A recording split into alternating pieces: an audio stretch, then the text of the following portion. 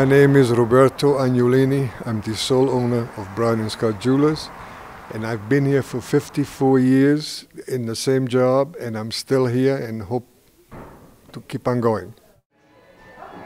It started in 1942 in Miami, Florida.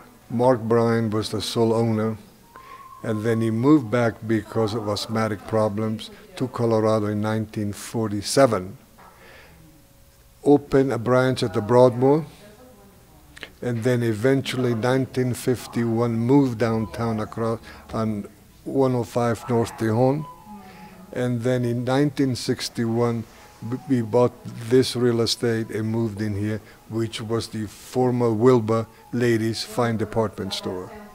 And we kept the building pretty much intact the way they had it, just cleaned it and improved on the paint and so forth, but it's still the same as Wilbur operated from. You get a lot of things like this, for example. I was hired out of Italy. Gene Scott left in 1961, I believe, 60, 61. He left and went to Tiffany's. So Mark needed a co-designer, and that's what I was called in for. This is all mine, these are all mine. I'm very fond of pearls, and I have the gray steel natural, the golden ones, and also the Tahitian blacks. But I have them in all colors, in all shapes, in all forms. But I don't think there's anything prettier than pearls on a lady's neck. It's very flattering, you know. Yellow sapphires, diamonds, 18-karat gold, but done in a 3-row and more oval than rounds, because I think it's much more flattering on the ear, particularly for an adult lady. You know, this looks much more elegant.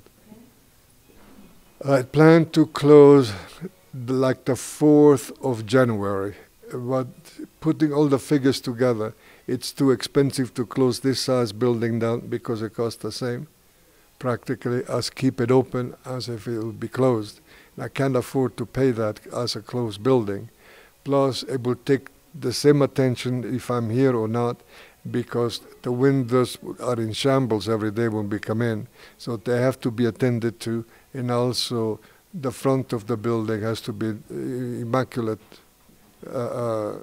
condition. So I would have to be here anyway. So I decided to stay open and wait until the proper offer comes along for the building. There's not enough interest today with young people to continue to patronize a place like this. I think that's all a thing of the past. Not luxury demonstration at the dinner table, but a nice, pleasant table that you say how lovely when you sit down for dinner. That does not exist in the average life anymore, in the average family, excuse me, because people have gotten too paper plate oriented and grab the food and go and sit down and watch television, instead of sitting there and exchanging what happened during the daytime with the family. Everybody does their own little thing, which is nothing.